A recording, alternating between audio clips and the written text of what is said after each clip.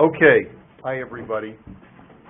Let us continue where we left off last time, where we were talking about Rabbi Yehuda Halevi's contrast between the way other nations observe their Sabbath and the way the Jewish people observe our Sabbath. And what he was trying to get at is that you can't compare the two. It's very difficult for us to have a frame of reference as to how the Sabbath was observed in the 12th century in Rabbi Yehuda Halevi's world, how Muslims observed Yom al-Jum'ah and how Christians observed Sunday. Certainly they took it more seriously than Christians take Sunday today, many Christians, and certainly we could probably assume that in a Muslim society, Yom al-Jum'ah, the Friday, day of services, is very different from the way it is in a Western society where Friday is a work day. Unfortunately, Muslims are at a disadvantage in a Western society because Friday is a work day. And so when they need to go to prayers on their Sabbath, which as we explained last time is Friday, they have to go to during their lunch hour. On Friday, they have services at 1, they have services at 2, something like that, and then they have to rush out. It's like they have like a half-hour service, and that's it. And then they have to go back to work. Some of them have a minhag not to work Friday afternoons because it's a religious day, but it's definitely not the way that they can observe it in a non-Muslim country. So that creates a little bit of tension for the Muslim community. And certainly when we look at Christians today, they don't have Hilchas Shabbos. There's no Hilchas Christian Sabbath, unless you're a Seventh-day Adventist. And therefore, the Christian Sabbath has in many ways decayed and devolved into a day of watching the football game or other things, or shopping or things like that for a lot of people. That doesn't mean that there aren't very religious Christians. We know just, of course, about the tragedy that happened this week in a church, where in many places in North America, Christians still take their Sabbath seriously. But Rabbi Yehuda Halevi still insists that the way that Jews observe their Sabbath is not only a more serious type of observance because of all of the laws of Shabbos, all of Hilchos Shabbos, the 39 malachos, complete abstinence from all forms of work and so forth, and the sanctification and the obligation to sanctify the day with Kiddush and 3 meals and so forth. But it's also, fascinatingly enough, the key to the preservation of the Jewish people. Shabbos is the key to our people's preservation from century to century, from iteration of exile to every other exile that we've been in. And this is where we're up to on page 276, paragraph 10. The KUZARI said, "I have been thinking about your condition, and I have observed that God has a secret reason for keeping you alive." Now, when we talk about God's secret reason for keeping the Jews alive, what Rabbi Yehuda Halevi is alluding to, according to the commentaries, is a very, very deep issue. And I think that for now, I'm just going to tell you, look at the footnotes, and he references a section in the 4th essay, paragraph 23. The Jewish people are like a seed which falls into the ground, Rabbi Yehuda Halevi says over there. The seed, when it's put into the ground, seems to decompose and fall apart after the first few days after it's in the ground. But really, what is happening to the seed? Instead of really decomposing, it's growing into something that it's destined to become. And so, what Rabbi Yehuda Halevi is alluding to over here is that God has a secret reason for keeping you alive for so many generations, so many centuries in the diaspora, and we're going to learn about that later. Let's put that to the side for now. God used the Shabbos and the Yomim Tovim as one of the most important ways to preserve your identity and splendor. Were it not for these days, the nations would have divided you and taken you, because of your understanding and clear intellects as their servants, and they would have placed you in their armies. They have not, however, because you observe these days in a superlative fashion by abstaining from all work. I get this question a lot of times from people who have a conference, let's say, over a weekend, and they want to know, it's very important for my work for me to be at this conference. Should I go to the conference, even though it requires me to stay in a hotel? I can be Shomer Shabbos at the conference, but I have to go and attend. It's very non-Shabbos-dik, and it's not in the spirit of Shabbos, and I'll have to do all of these things, and won't be near a shul,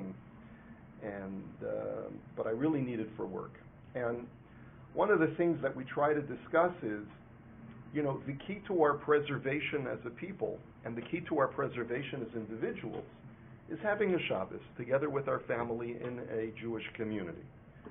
And were it not for Shabbos, we would have been totally lost. We would have been totally assimilated for the reason that he describes.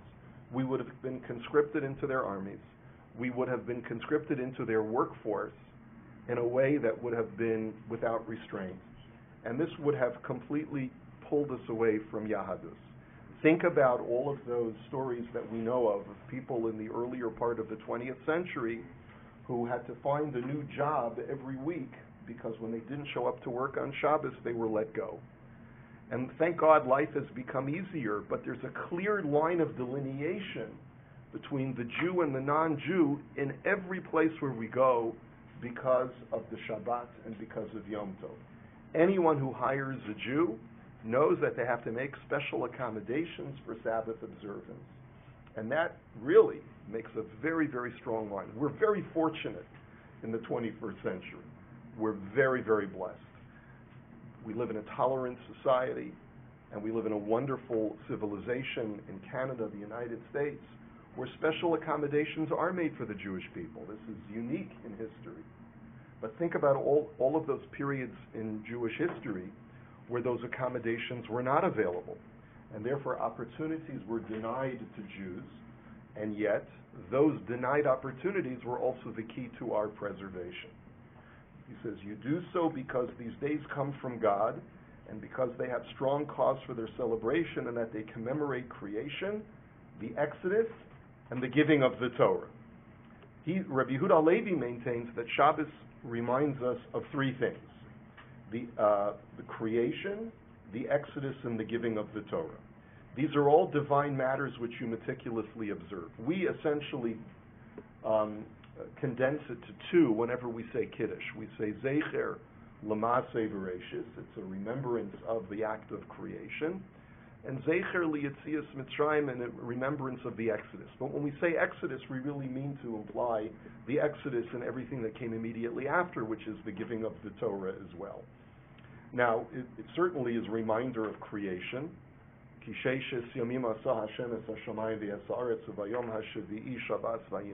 That God created the world in 6 days and rested on the seventh. Our resting on the seventh day is imitatio Dei, is an emulation and imitation of God, and therefore that's what Shabbos observance means. It's remembrance of the giving of the Torah, because the fourth commandment of the 10 commandments is observe the Shabbos day. But it's also a remembrance of the Exodus from Egypt. And there are different ways to understand this. The Ramban says that the reason why it's a remembrance of the Exodus is because the Exodus was an affirmation of our belief that God is the creator. How so? Because up until God inserted himself into creation with the bringing of the miracles of the Exodus, man had no proof that there was a creator. But now that God has demonstrated at the time of the Exodus that he could manipulate the entire laws of nature and split the sea and bring plagues and do all of these miraculous things, he demonstrated that there is a creator who is in charge of all of the physical world. And therefore our observance of Shabbos is also an affirmation of the Exodus when we first met the Creator qua Creator. Okay, so that's one way of understanding why we say Zecher Liyetzias Mitzrayim. But it's not the whole picture. The Rambam in Moreh Nevuchim tells us something else. And the truth is that if you look at the first time the Ten Commandments is written versus the second time the Ten Commandments is written, you see two different emphases. The first time the Ten Commandments is written is in Sefer Shemos in Parshas Yisro, and there the emphasis is on creation in 7 days. But if you look in Parshas Va'eschanan, towards the end of the Torah in Sefer Devarim, you will notice that the V'zacharta, the obligation to remember, is Ki Eved Hayisa Be'eretz Mitzrayim, that you were a slave in Egypt, and that's why I'm commanding you to observe the Shabbos. Where is this connection between remember you were a slave in Egypt? So the Rambam in the Moreh Nevuchim, which you have in front of you in your handout, offers us a little bit of insight on this issue. And the reason why I feel that this section of the Rambam in the Moreh Nevuchim is so relevant is because there, do we have enough sheets to go around? Oh, there's a whole bunch over here.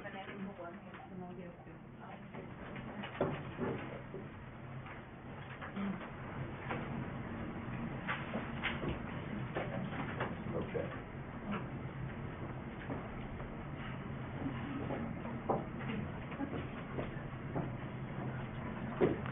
Is because you'll notice that there are undertones of Rabbi Yehuda Halevi in the Rambam in his Moreh Nevuchim.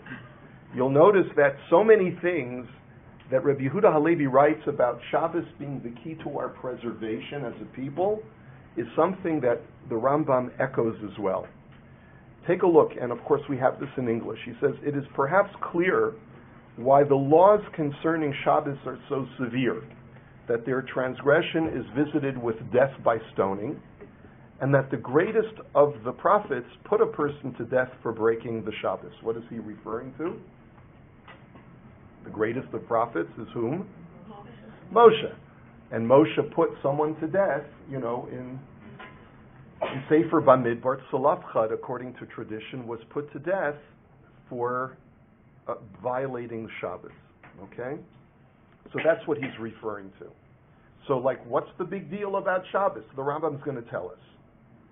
The commandment of the Shabbos is the third from the commandment concerning the existence and the unity of God. For the commandment not to worship any other being is merely an explanation of the first. The Rambam's counting of the 10 commandments is to put Shabbos as number 3. In other words, it is the third in a sequence of affirmations of Hashem's existence. You know already from what I have said that no opinions retain their vitality except those which are confirmed, published, and by certain actions constantly revived among the people. What he's essentially saying is that in order to express belief, according to retain belief, you have to take that belief and put it into physical practice. If you don't take an item that is intellectually here and use your physical body to affirm that belief, then eventually the belief dissipates. This is very much what Rabbi Yehuda Halevi says over here, but he also said it, if you recall, in the second essay as well. And I'm just going to give you the citation, and you can look at it yourselves later. And maybe we'll take a look at that next time. In essay 2, paragraph 50, subparagraph 6. So just so that you can get the reference, it's on page 213. He says, Sabbath observance is inherently an affirmation of God. That's what Rabbi Yehuda Halevi had said.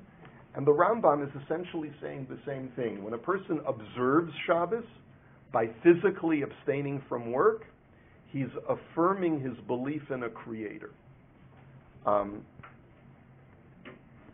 Therefore, we are told in the law to honor this day, in order to confirm thereby the principle of creation which will spread in the world when all peoples keep Shabbos on the same day.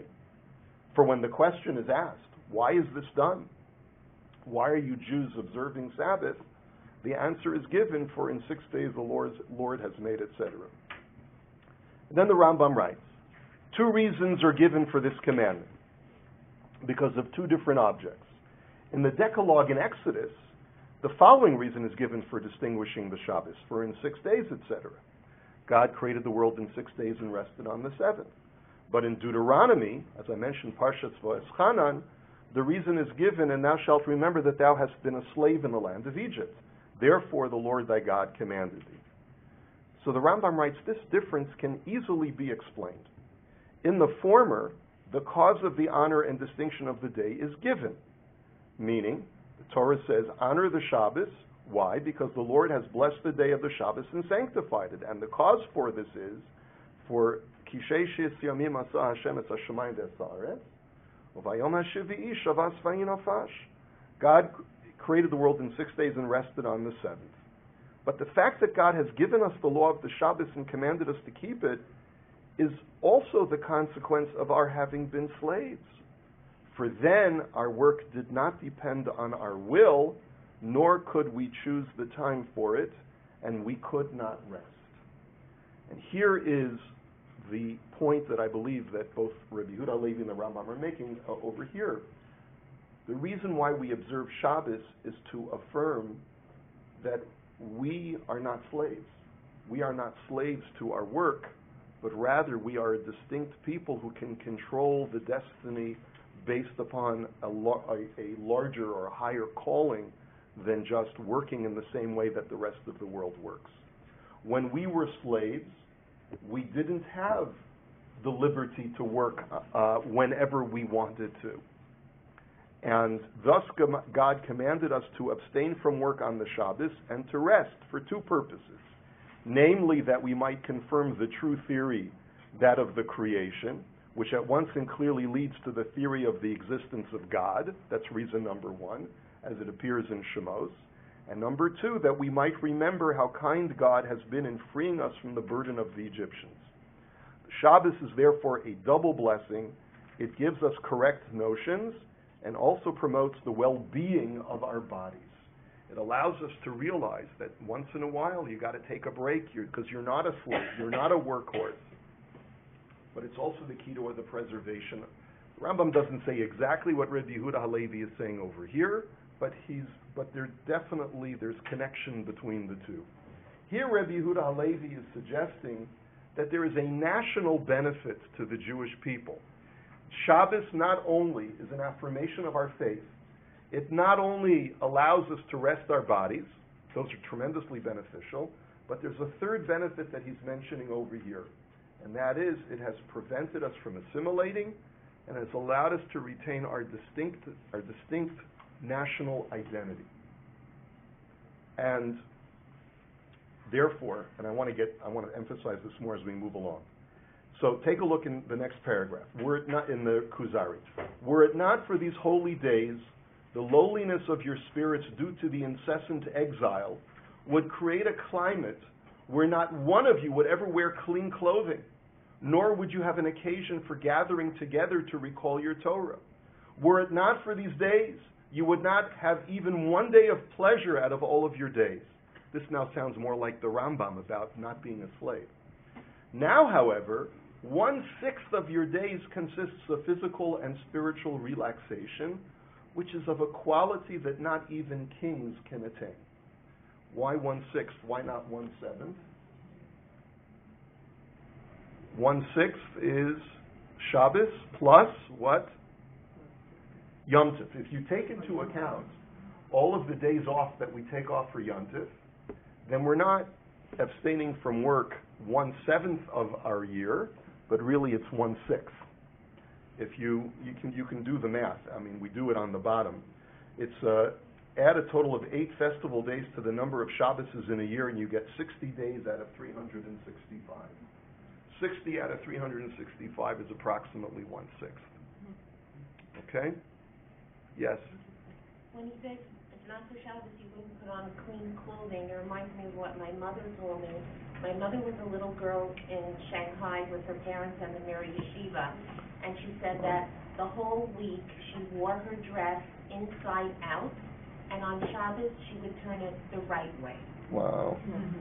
So, look at that. yeah, Wow. when you said that, it reminds me of it. But I wanted to ask you, based on these reasons, does it make sense? You said that Christians and Muslims don't keep the Sabbath anymore the way they used to, and they're shopping. I'm saying, based on the reasons we're learning here, why should they keep the Shabbos? Okay, they didn't come out of Mitzrayim, and they're not supposed to be separate from everyone else. I suppose they could still affirm creation, but it doesn't make sense to do it on the 5th or the 8th day. So last week, I know you were away last week, but we talked about the origins of Sabbath in both Christianity and Islam. Both have a reason. Christians observe Sabbath not only for the creation, but also for the resurrection. No, but I'm saying And from Muslims, our point of view, not from their point of view. I know they have their reasons. Yeah. But do we think that non-Jews should keep the Shabbos on Shabbos? No, we don't. As a matter of fact, it's a unique bond, it's a unique contract between God and Israel. The Gemara says that a goy sheshavas chayiv misa, a Gentile who observes the Shabbos to a T, deserves the death penalty because it's a unique relationship. You know that joke. You all know the joke, don't you? Guy's been learning with his chavrusa for 30 years, and one day his chavrusa peers over and he says, listen, I have a confession to make. I know we've been learning for 30 years Gemara, high-level Gemara for 30 years. I have a confession, I'm not Jewish. What? You're not Jewish? I don't understand. How can you? He says, yeah, my mother never converted, and I just grew up in a Jewish community. He says, well, if you're not Jewish, then, why don't you just go off and do your own thing? Just have fun. It's because I like the stimulation of the Torah study, I like the community, and so forth. He says, but wait a minute, I see you every Shabbos. Don't you know we've been studying the Gemara that says, Goy Shabbos Chayiv Misa. A Gentile who observes Shabbos is liable for the death penalties. So he says, yeah, I'm not, don't worry about that. I always carry a key in my pocket on Shabbos outside, so I'm not observing Shabbos. He says, what are you talking about? We have an Eruv. He says, I don't hold of that Eruv. So anyway, that's the old joke. Anyway, so your question is, what's the point of Rabbi Yehuda Levi making that contrast? The answer is, because what he was trying to demonstrate, and the reason why we're coming into this section to begin with, is because Rabbi Yehuda Levi is trying to point out that the type of richness that exists in the Jewish set of mitzvot is unparalleled in other nations' religions. They have a reason to observe Shabbos, but even their very sincere reasoning does not translate into an effective Sabbath observance for them. Just like their circumcision, which was the previous discussion, does not translate into an effective circumcision. And so many other examples of where their practices, even though they're sincerely meant and they try their best, because it's not based on the same kind of structure that is God-given, cannot rival the Jewish system. Can I just follow up with a question? Yeah. What would you expect the best case scenario for a non-Jew to be? It sounds to me like you're lamenting that they're not keeping Shabbos. No, we're not lamenting it. We're just pointing out that if you try to find other systems that can rival Judaism in their complexity and their richness, you won't find it. That's what he was. That's the whole point. But before, when you said that their Sabbath has devolved into shopping and football, what would you like to see them doing instead? No. You're missing the point. The point is that because it doesn't have the same structure and safeguards that the Jewish Shabbos does, that's why it naturally has devolved over time. The Jewish Shabbos, for other kinds of Jews, may have devolved, but for the central core of Klal Yisrael, Shabbos has always remained Shabbos because of all of the halachos that revolve around our observance of Shabbos. That's, you've probably seen those things. If there was a Shulchan Aruch on how to make a Christmas tree, then they would be much more machmir on how to make a Christmas tree. If there was the halachas of Christmas tree, just like there's halachas of building a sukkah, all right, or other things. It would be a totally different. We have a halachic system, and that system is such that it is a safeguard against the deconstruction of our observance. That's the point. In any event, just getting back to this idea, just to finish the paragraph, this is because, notice what he says, our observance of Shabbos and Yontif, 1 day out of 6 of resting and abstaining from work, gives us the richness of life and allows us to some breathing space so that we can remain a nation, a princely people. This is because they do not have peace of mind during their days of repose. If they have to toil and travel on those days, they toil and travel. Their spirits are therefore not completely at rest. In other words, Shabbos is a greater day of rest than the best vacation that even a non-Jewish king could propose to make. Why? Because when you're on vacation, you still have distractions, you still have matters of state that if there's an emergency, you'll be tugged away. When it's Shabbos for a Jew, it's Shabbos. Like nothing gets, except unless a life-threatening emergency, nothing gets in the way of Shabbos. And that's the difference between a man-made Sabbath and a God-given Shabbat. So just to recap, what he's essentially said is the preservation of the Jewish people and our prevention from assimilation is based in Shabbos, and the ability to have a rich quality of life is also due to Shabbos. And both of those are keys to the preservation of the Jewish people. Now, I don't want to use up all of our time. I just do want to go over this very important section. I want to talk to you about Achad Ha'am, who lived in the 19th century. Usher Tzvi Hirsch Ginsburg, who was known as Achad Ha'am, lived from 1856 to 1927. As his biography online states, primarily was known by his Hebrew name and pen name Achad Ha'am, was a Hebrew essayist and one of the foremost pre-state Zionist thinkers. He is known as the founder of cultural Zionism. With his secular vision of a Jewish spiritual center in Israel, he confronted Theodor Herzl. Unlike Herzl, the founder of political Zionism, Ha'am strived for a Jewish state and not merely a state of Jews. The difference, now Achad Ha'am was not observant, but the difference between Achad Ha'am and Herzl was Herzl had a national identity for the Jewish people devoid of any religious identity. Achad Ha'am believed that even though you didn't have to be strictly Orthodox, it still was necessary for the Jewish people to have a Jewish religious character if we're going to have a Zionist state. So the Zionist state needs to have a Shabbos. It may not be a Shabbos with all of the halachas of Shabbos, but he still believed it has to have a Shabbos. And he felt that you therefore cannot divorce Zionism from the Jewish religion. And that was his point of contention or departure from Herzl. So here's what I want to talk about.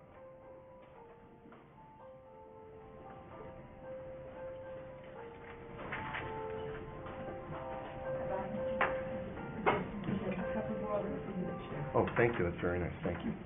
Okay. So here's what I'd like to talk about. Baruch atah.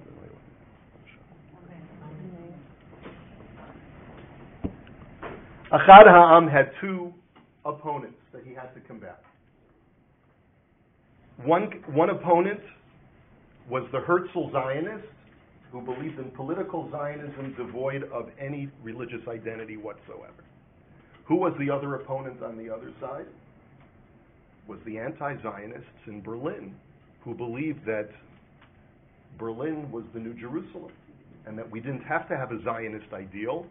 We could create religious Judaism. We could create Judaism could exist anywhere, and to have it all coalesce around one geographic location was wrong. So, and that is the Reformation, the Haskalah, that takes place in Germany. Next week, God willing, I'll be in Berlin at this time, so we won't have class next week. I'm going to see the new Holocaust Museum in Berlin, and hopefully I'll learn more about that period of time. But Take a look. This is an essay written by Achad Ha'am. You've probably heard this very famous statement from Achad Ha'am: more than the Jewish people have kept the Shabbos has kept the Jews. It is clear that Achad Ha'am got this quote from the Kuzari. So the next time, what we just read, so anytime, if anyone ever tells you that was Achad Ha'am, you say, no, Rabbi Yehuda Halevi said it in the 12th century. He didn't say it as succinctly, as concisely, but this is exactly what Rabbi Yehuda Halevi is saying in these paragraphs. Take a look at this fascinating essay that he's writing at the end of the 19th century. By the way, later in life, we all have a connection to Achad Ha'am today, every time we drink a glass of tea, because he ran the Wysotsky Tea Company in England later on in life. Anyway, okay, that's just a little tidbit of information. So he writes as follows: Havikuach al davar haShabbat ve'osfat rashei ha'edah haberlani. He says this whole debate over the Sabbath, when we talk in this conference that is gathering in Berlin, he must be referring to some Haskalah or Reform Judaism conference. Shehi'ir alav echad mechavereinu ra'ui be'emet l'simat leiv mikama panim. So one of our colleagues has brought up the issue of the relevance of Sabbath for the modern Jew. And it's really very important, worthwhile for us to pay attention to this discussion for a number of reasons. Ro'im anu anshe shem chokrim chofshim harechokim me'amunah. We see men of distinction who are free thinkers, but are very distant from faith. Hamodim b'peh maleh shehem atzmam enom shomrim lo et haShabbat v'lo et sha'ar chukei hadat. He says they admit freely that they do not observe the Sabbath or any other laws of our religion. Yotzeim b'chol zot lahagen b'chol kocham al haShabbat betur institutia historiit shel klal ha'umah. But they nevertheless, translated, they nevertheless insist with all their strength that to demand that the Sabbath remain an institution. It's a historical national institution, is basically what Achad Ha'am is arguing. People who have no connection to religion, do not observe Shabbos, but still demand to preserve Shabbos as a national institution of the Jewish people. Ubeli kol tzel shel hatzviut hadatit, without necessarily the shading of the religious coloring, שהייתה תופסת לפנים מקום גדול בוויכוחים כאלו, רק מטעמים לאומיים בלבד. They're not getting involved in the religious issues of whether a Jew has to observe Sabbath or not. Let's put religion aside. This has nothing to do with religion. Sabbath is a national institution. אינם מסכימים אפילו להוסיף שבת שנית של גלויות.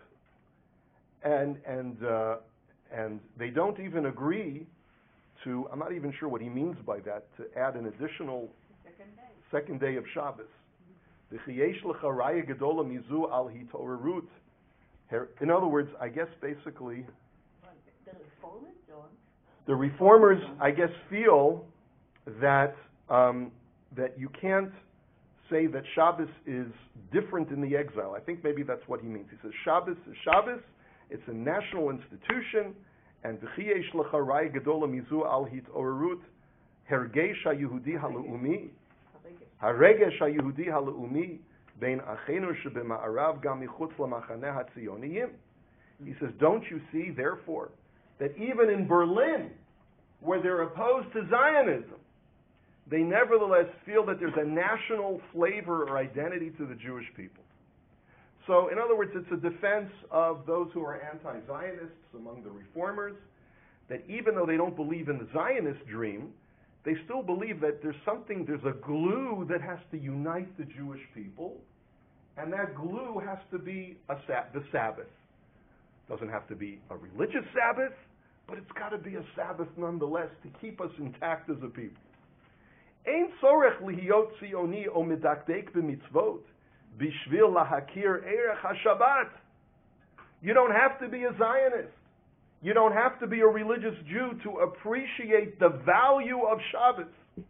Amar ba'oto ma'amad echad migdolei ha'edah, said one of the great leaders of that Berlin faction.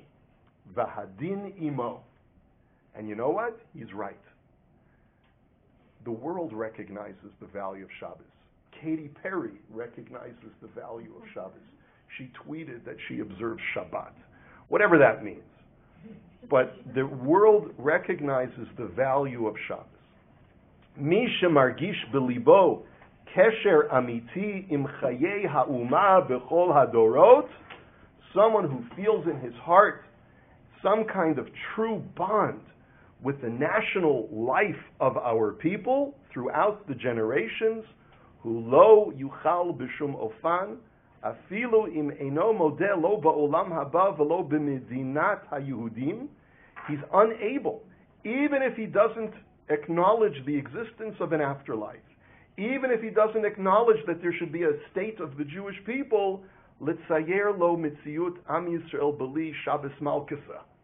He cannot illustrate in his mind the existence of the Jewish people without the Sabbath queen.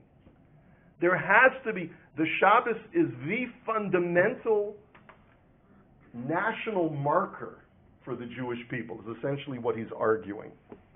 Efshar lemor b'li shum hafraza, ki yoter mishi Yisrael shamru et ha-Shabbat, shamra ha-Shabbat otam. And therefore we can say without exaggeration that more than the Jews have kept the Shabbos has kept the Jews. V'luleihi shehechazira lahem nishmatam v'chideshat chayi rucham b'chol shavua, were it not for the fact that Shabbos restores their soul and renews their spiritual life every week. Are you hearing these words? Where does Achad Ham, where do you think he gets this from? Compare to what we just read. 1/6 of your days consists of physical and spiritual relaxation. Compared to the Rambam, it gives us correct notions and all promotes the well-being of our bodies. Were it not for this day that renews our souls, hayu hatlaot shel yemei hama'aseh moshechot otam yoter v'yoter klapei mata, then all of the ordeals of the 6 days of the week would drag us down lower and lower. Ad shehayu yordim levasof lidvyuta ha'acharana shel chomriyut v'shiflut u'musarit v'sichlit, until we would go to the lowest level of physicality and a lowly sense of intellectual and emotional state. Ve'al kein bevadai ein tzorach lihiyot tziyoni bishvil lahargish kol hadar hakedusha hahistorit. Therefore, you don't need to be a Zionist in order to feel the great historical holiness hachofefet al matana tovazu, that hovers over this great gift, ulehitkomein b'chol oz neged kol hanogei ba, and to rise up with all your strength against anyone who would try to do away with the Sabbath for the Jewish people. But then he writes something, and this is part of a much larger essay. We'll finish with these last couple of lines, which I find to be somewhat ironic. Ein sorech, there is no need, he says, to be a Zionist in order to appreciate the value of Shabbos. Aval haya'aleh al hadat, but can someone actually think she'ein gam to'elet b'tzioniyut l'davar zeh, that there is no benefit to Zionism with in having a Sabbath? She'efshar la'adam lihiyot tziyoni, o gam echad mirashei ha'tzionim. Is it possible for a person to be a Zionist, or even one of the leaders of Zionism, mibeli lishmoa bi'imkein afsho kol mecha'at haregesh ha'le'umi neged bitul Shabbat, without hearing in the depths of his soul a protest against those who would try to nullify the Shabbos? Kinir'eh efshar ve'efshar. It would seem, yes, it is possible. In other words, yes, you don't have to be a Zionist to appreciate the value of Shabbos. Is it possible to be a Zionist and not see the value of Shabbos? Also possible. Because there's different types of Zionism. There's political Zionism, and then there's national, or what did we call Achad Ha'am? Cultural Zionism. Or really, I think cultural Zionism is a bit of a misnomer. He's calling for a religious identity for the Zionist project. Thus, he's not necessarily subscribing to Hilchos Shabbos, and he probably was not a Shomer Shabbos in the fullest sense of the word. But the idea of Shabbos being the preservative of the Jewish people, being the glue that keeps us together, providing us with this necessary ingredient of our longevity, that he certainly subscribes to. The only sort of caveat we would add to Achad Ha'am is, Mr. Ginsburg, with all due respect, where you got it wrong is that to have a Shabbos without Hilchos Shabbos will result in an inferior kind of glue and will not keep us together and will not preserve the Jewish people. That's what I've been thinking the whole time you've been reading this. Okay. I mean, it's so obvious. Otherwise, But wait a minute. Oprah having the day with your phone turned off. And but you want to know something? I agree with you. And that's why bring this in a laudatory way? Because there's an appreciation of Shabbos that Rabbi Yehuda Halevi is telling us everyone has to appreciate, even if you're not fully observant. We just had a Shabbos project, right? We invited people into our homes, into our synagogues, to experience a taste of Shabbos. Did we know that they're not going to observe Shabbos in the fullest sense of the word? Did we know that they're going to drive to and drive home from the places where we invite them to have a taste of Shabbos, so that they could hear Kiddush and that they could have a challah bake and experience something beautiful and something spiritually enriching? It's not totally different. It's not totally different. It's the same idea. I contend it's the same idea. You're free to disagree. But what we are trying to do is give the world a taste of Shabbos. Achad Ha'am missed the point. He felt that as long as you just have that cultural taste of Shabbos, then that is sufficient. It's not sufficient. But it's something that you can savor even if you're not a completely halachic Jew, a religious Jew. And that's what we have to use as the attempt when we try to connect the Jewish world together. We have to find those ingredients that will connect us. We have to find those experiences that will appeal to the larger Jewish population. That's the point I'm trying to make by bringing Achad Ha'am. Yes?